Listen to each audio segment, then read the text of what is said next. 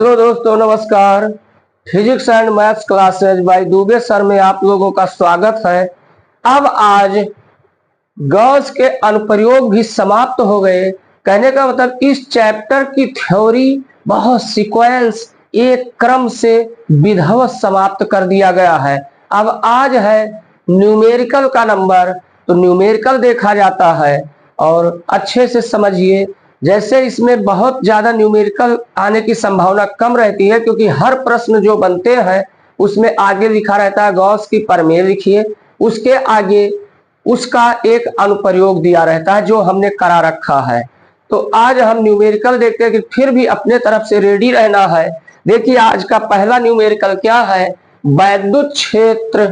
देखिए पहला न्यूमेरिकल क्या है, वैद्युत क्षेत्र E बराबर दिया है 2i plus 4j plus 7k, मतलब unit I unit J plus 7k में रखने पर, मतलब वैद्युत क्षेत्र इसमें एक पृष्ठ है S, उसको रखा जाता है जिसका मान है 10J से होकर गुजरने वाला वैद्युत फ्लक्स ज्ञात कीजिए। तो हम ज्ञात करते हैं। देखिए हम सॉल्यूशन, और हमने तो बता रखा है कि फिजिक्स में क्या दिया है, क्या ज्ञात करना है। ये अगर अच्छे से लिखते हैं तो अच्छा इंप्रेशन जाता है एग्जामिनर पर।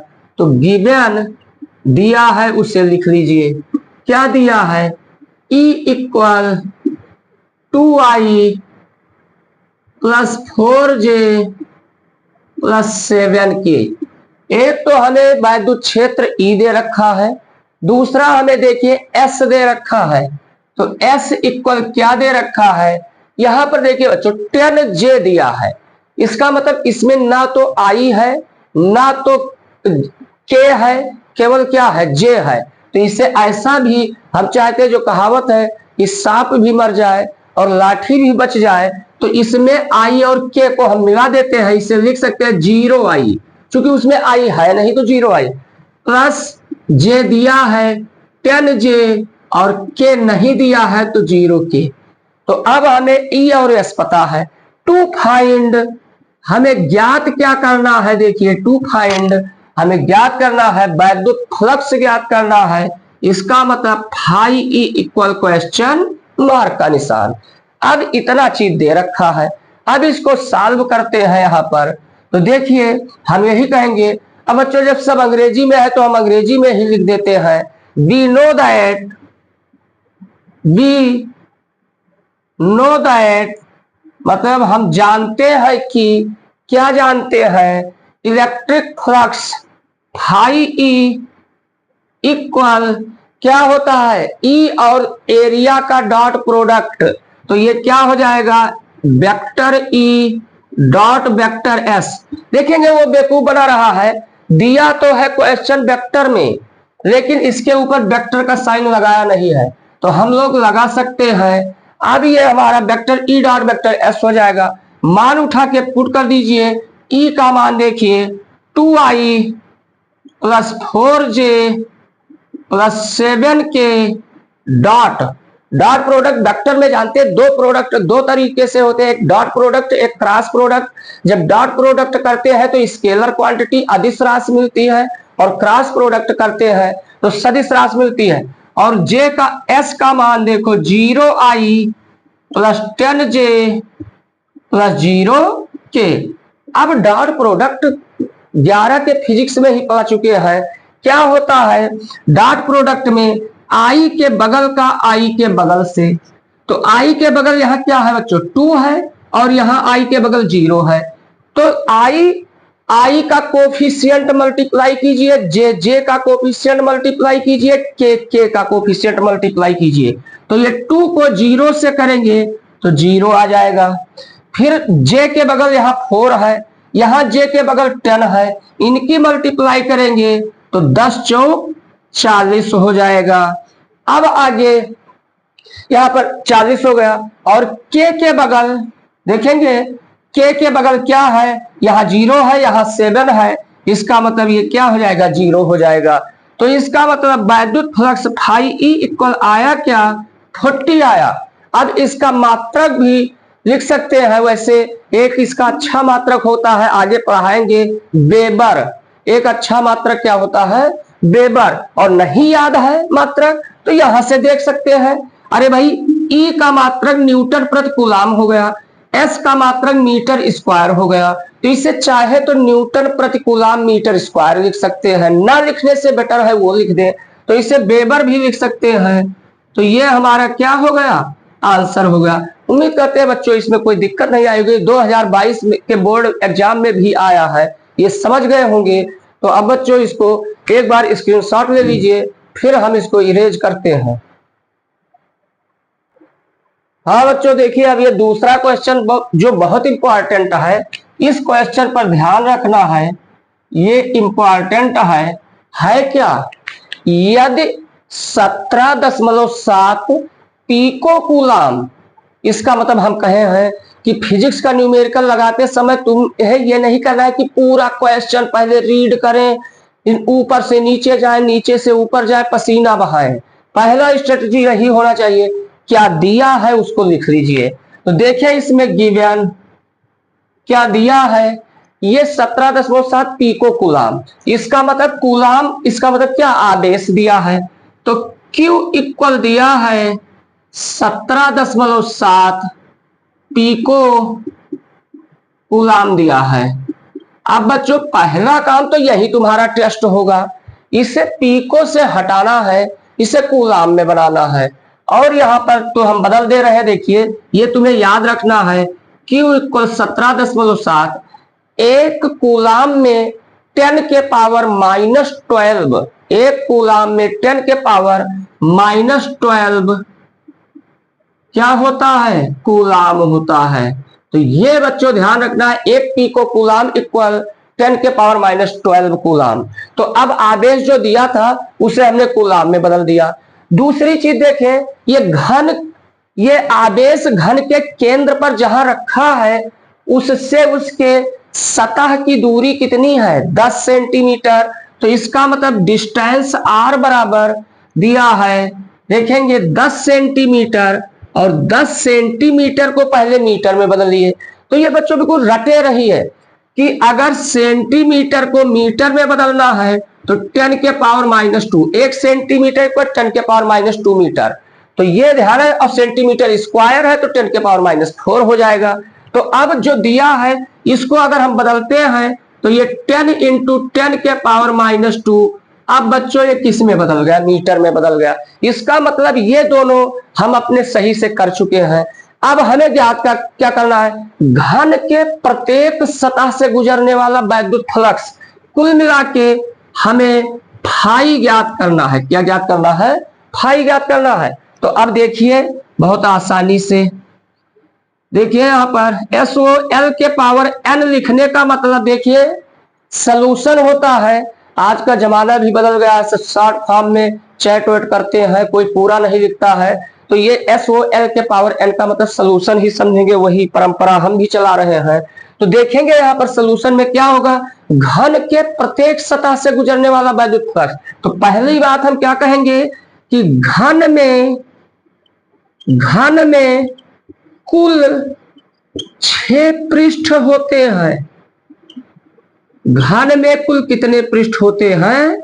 6 पृष्ठ होते हैं, ये ध्यान रखना है। तो घन में कुल 6 पृष्ठ होते हैं।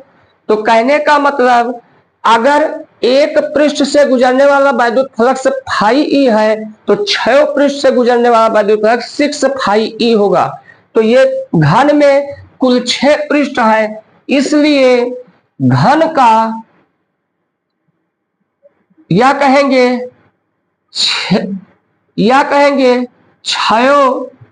6 सतह।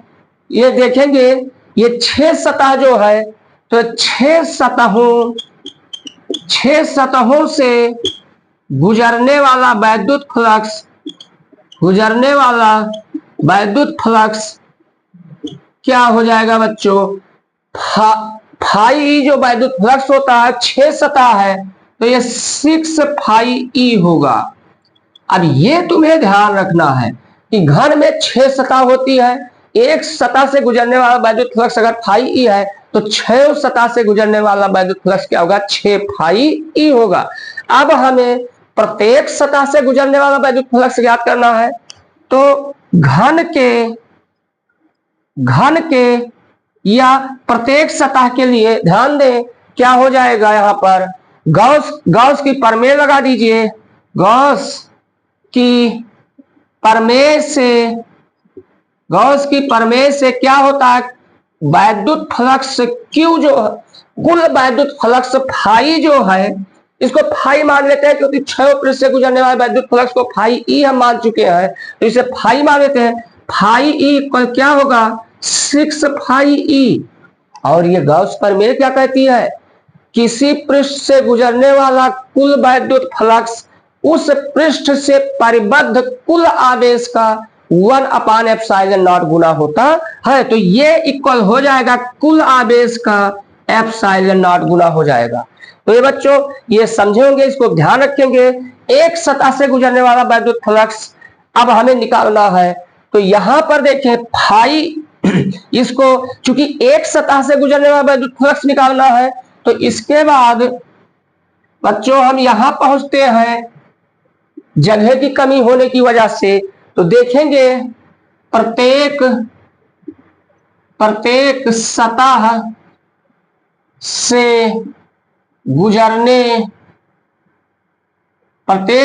से गुजरने वाला वैद्युत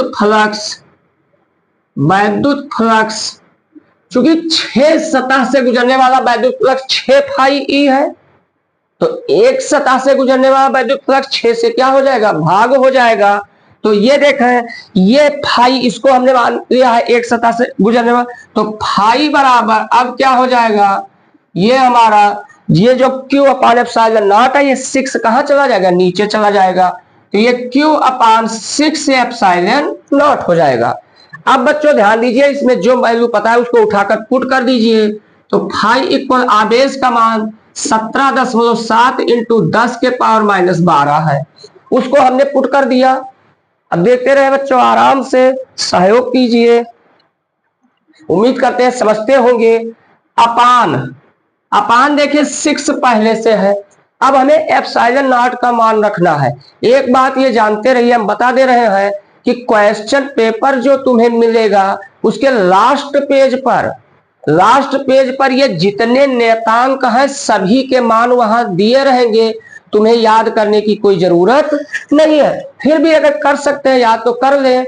अब हमें याद है, हमें ये ε0 का मात्रक ये शायद क्या होता है 8.85 इंटू 10 के पावर -12 होता है। ये याद रखने कोई जरूरत नहीं, पेपर में हमेशा दिया रहता है। अब देखिए इससे अच्छा सुखद दिन कुछ नहीं हो सकता है। ये 10 के पावर -12 10 के पावर -12 कैंसिल हो गया।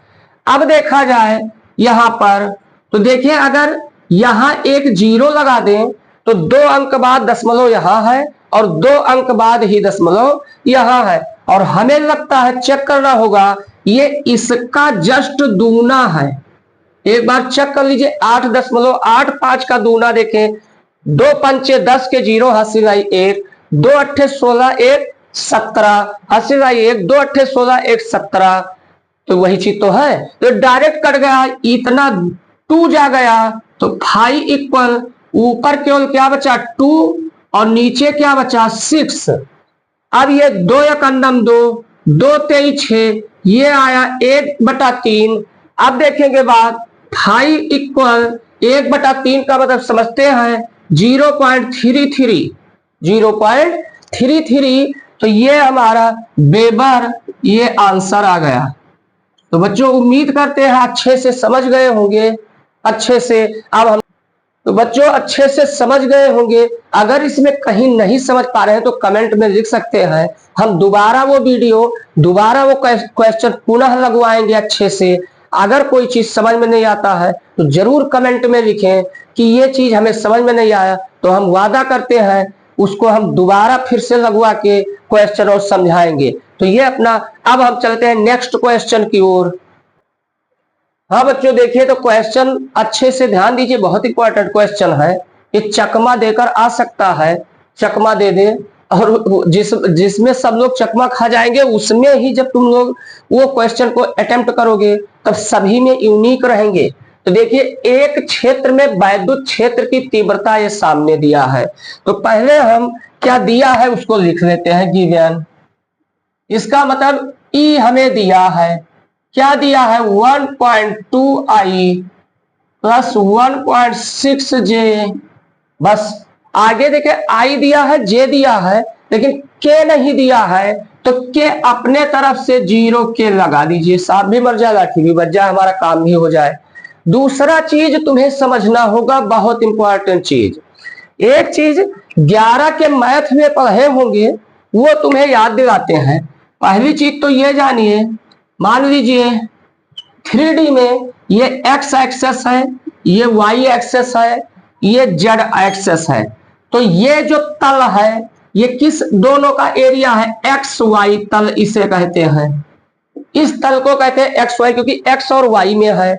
इस तल को कहते हैं वाई जेड तल कहते हैं, और इस तल को जेड एक्स तल कहते हैं। बच्चों जिस जिस एरिया में है वो तल हमने दिखा दिया। अब एक बात बताओ, 11 के सरल रेखा स्ट्रेट लाइन जो चैप्टर था उसमें पढ़ चुके होंगे, ध्यान दीजिए। यहां पर 2D में बात करते हैं, ये देखिए एक्स अक्ष है और ये वाई अक्ष है। अब हम मान रहे कि कोई रेखा ऐसी है जो एक्स अक्ष के समांतर है। तो एक्स अक्ष के समांतर देखिए बच्चों, ऐसे ही कोई रेखा होगी, चाहे ऊपर होगी, चाहे नीचे होगी, चाहे ऐसे एक्स अक्ष के समांतर रेखा होगी। तो सरल रेखा में पढ़े होंगे, ये मूल बिंदु है। अब ये जो रेखा ए बी है एक्स अक्ष के समांतर, ये ए डैश बी डैश ये भी एक्स अक्ष के समांतर है। तो कहा जाए रेखा ए बी का समीकरण क्या होगा, या ऐसा भी कह सकते हैं एक्स अक्ष के समांतर रेखा का समीकरण क्या होगा। तो जो भी रेखाएं एक्स अक्ष के समांतर होंगी वो अंतःखंड मतलब अक्ष का इंटरनल पार्ट वो वाई अक्ष को काटेंगी। यही रेखा ए बी देखिए, ये वाई अक्ष को मूल बिंदु से इतनी दूरी काट रही है, या नीचे देखा जाए तो इतनी दूरी काट रही है। तो इस रेखा, अगर ये दूरी हम बी मान लें, अगर ये दूरी मूल बिंदु से इस रेखा की दूरी बी मान लें, तो इसका समीकरण क्या होगा, क्योंकि इसमें ए बी रेखा का समीकरण, ये ए बी रेखा कैसी है, तो y बराबर, क्योंकि y अक्ष पर काट रही है, तो ये y बराबर इसका समीकरण क्या हो जाएगा, b। y बराबर क्या हो जाएगा, b। दूसरी तरफ बच्चों देखिए, मान लीजिए कोई रेखा PQ है, वो इस समय देखिए ये रेखा PQ जो है, ये रेखा किस अक्ष के समांतर है, y अक्ष के समांतर है। तो ये मूल बिंदु से वो x अक्ष को कितनी दूरी पर काटती है, मान ले a दूरी पर काटती है। तो अब तुम ही बताओ रेखा PQ का समीकरण क्या हो जाएगा, ये दूरी x बराबर a है कि y बराबर a है। तो बच्चों समझते होंगे ये दूरी x बराबर a है, तो इस रेखा का समीकरण हो जाएगा x इक्वल a। कहने का मतलब 100 बात की एक बात जो हम कहते हैं, 100 बात की एक बात, सब बात का इकट्ठा एक कोई चैनल है उसमें आता भी न्यूज है, 100 बात की एक बात, वही याद दिलाते हैं। तो देखेंगे, कहने का मतलब अगर रेखा x अक्ष के समांतर है तो y बराबर कुछ, देखिए बच्चों, अगर रेखा x अक्ष के समांतर है तो y बराबर कुछ, और y अक्ष के समांतर है तो x बराबर कुछ। इससे क्या पता लगा कि जिस अक्ष के समांतर होगा उसके अतिरिक्त जो अक्ष बचेगा वही बराबर उसका इक्वेशन हो जाएगा। तो इस क्वेश्चन में देखिए बच्चों, ये लिखा है वाई जेड तल के समांतर है। इसका मतलब ये जो रेखा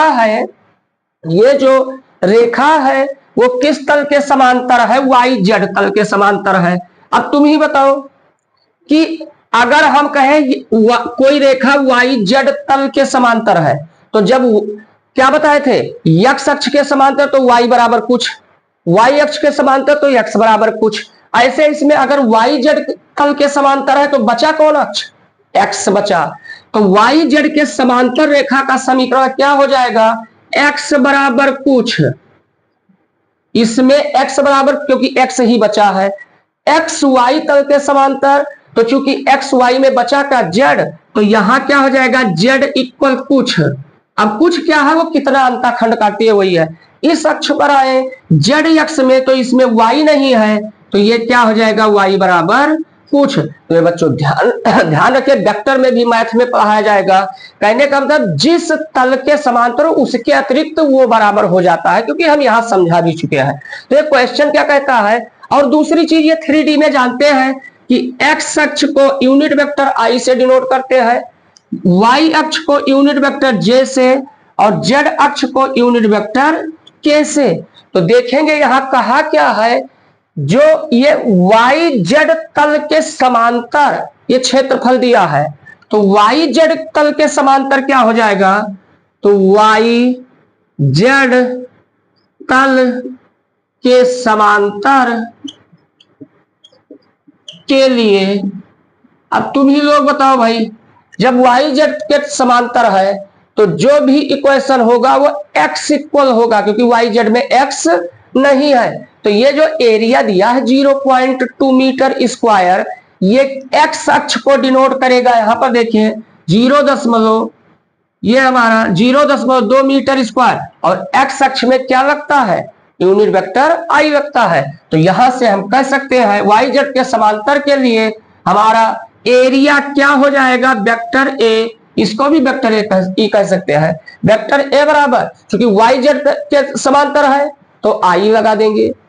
तो अब इसमें 0.2 जो लिखा है, देखिए एरिया, इसमें क्या लगाएंगे, i लगाएंगे, क्योंकि समझ गए हैं ये YZ तल के समांतर है तब x वाला i लगेगा।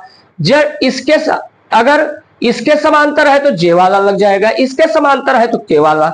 तो हमें ए वेक्टर ए मिल गया। अब आगे इसमें j और k नहीं है तो 0j प्लस 0k लगा देते हैं बस।